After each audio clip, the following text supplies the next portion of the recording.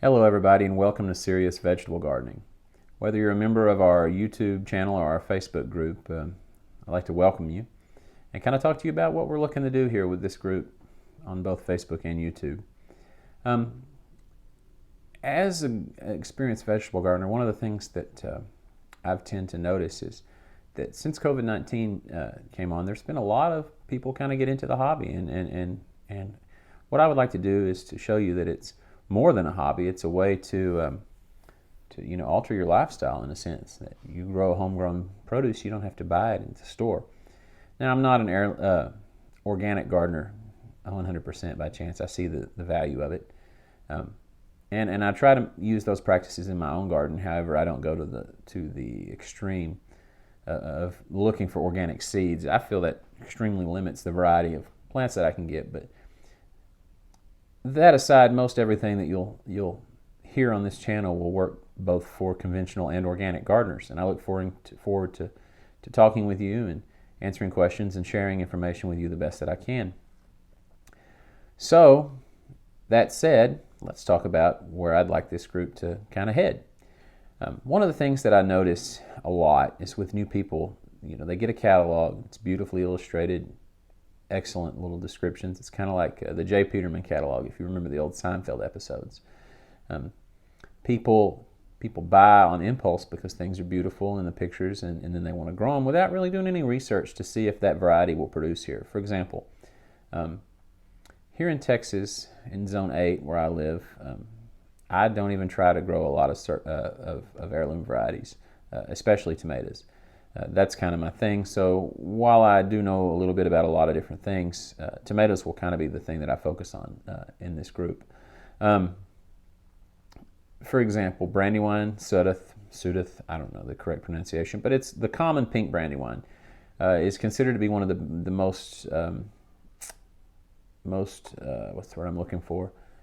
One of the most desired heirlooms in terms of flavor and size. It's a large slicing tomato with excellent flavor. However, they will not grow in Texas unless you plant your tomato plants out in February or early March and cover and try to get some fruit set before it starts to heat up. You will not get tomatoes from those plants here. You'll get a 30-foot vine that's gorgeous and beautiful and lush, but you will not get tomatoes, maybe one. So I advise people to think about that. A main crop tomato with a couple of curiosities is generally what I advise people to do. Myself, generally I plant some main croppers, which if you go to the YouTube channel, the Facebook group, and look at some of the varieties that I've shared that I'll have in my personal garden next year, and that list will continue to grow. I'll add a few more every day. You will see that while I do grow the occasional curiosity, generally what I grow is what I know will produce here in this heat. In the past, I might have 120 heirloom plants, and that would get me the same number of fruits that a gentleman that sells fruit here in town, tomatoes here in town, would get off of 15, 20 plants. The reason being is that I was attempting and I was successful to an extent growing heirlooms of 100 to 120 different varieties. However, I might get 2 to 3 tomatoes per plant, whereas he was getting loaded up, 30, 40 pounds per plant. So that's something that I advocate for. As far as tomatoes go, one of the 3 of the varieties that I really push around here are Celebrity, which is what you've probably had if you've purchased tomatoes from someone who's grown them around here, and then 2 additional ones that are less known but even more productive and disease resistant and heat tolerant than Celebrity, and those are Florida 91 and Solar Fire. Now, both of those 2 were developed by the University of Florida, which has a tremendous research program as far as developing and breeding tomatoes that will excel in the heat of the South. Both of those varieties set early and set often, and will make a lot of tomatoes all the way through the summer and into the fall, and I highly recommend those. If you look at the seed list on the Facebook page at the top, if you go to Tomato Grower Supply, you can get seeds for Florida 91, and I will have Solar Fire plants, but the seeds are proprietary and hard to get unless you save. However, it is a hybrid, so you run the risk of them not running true if you don't stabilize. So, I'll give you an example of what I'm talking about when I talk about impulse buying, though. One of the varieties that I'm growing in my garden this year is Evil Olive.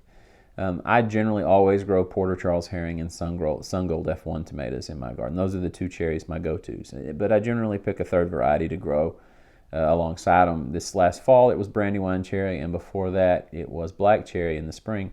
And I'm going to grow Evil Olive this next spring and see what we do. But that's an example when I talk about people buying based on impulse. That's a good example. That variety has been around for several years. In fact, it's so productive and disease resistant, I really doubt that it's even really an heirloom. It's really common for people to grow something or buy a tomato at the store and not know what it is, and so they plant it and it comes up from seed, and then they rename it when it's already a named variety. They just didn't know. And that's something else that I really stress people not do, because if you don't know what it is, don't put a name on it, because it's probably something else. But anyways, Evil Olive, it's pictured in a certain catalog this year beautifully. It's a gorgeous tomato. It's green inside, on the outside, and inside you slice it open. It's flushed red in the center with streaks of amber, orange, and green and white. It's just a beautiful tomato, and it's supposed to be really productive. Now we'll see if it does anything in Texas. But that said, one of the things that I really stress to people is we have no idea how that tomato is going to do here in Central Texas. But somebody buys that catalog or gets that catalog, and they look at it and they say, "Oh, it's beautiful, I want to grow it." And so they plant it, and that's the only tomato plant they plant, and it doesn't produce, and they never garden again because they think that they're bad at it. And it's just simply a matter of selecting varieties that put you in a position to be successful. Anyways, so that's the initial video for kind of what we're looking for in this group. I hope to, answer questions to encourage people to diversify their garden a little bit, but initially to select some things that, are good learner varieties. You wouldn't go out and buy a Maserati or a Ferrari as your first car. It's always nice to have a starter car like most of our parents or ourselves got set up with when we were in high school. You kind of learn the ropes before you move on to something a little bit more advanced. Anyways, if you have any questions, you can feel free to leave a comment on this video or find the group on Facebook. It's just Serious Vegetable Gardening. The banner is real easy. It's just a couple of pretty French breakfast radishes with a starburst in the corner that says Serious Vegetable Gardening. Anyway, thank you all for joining. We look forward to talking with you throughout the rest of this winter and into the spring, and developing relationships that help each other successfully garden. After the harvest next year, we'll look at some videos and some processes regarding canning and freezing, but that's for then. Anyways, Merry Christmas, Happy Gardening, and thanks for watching.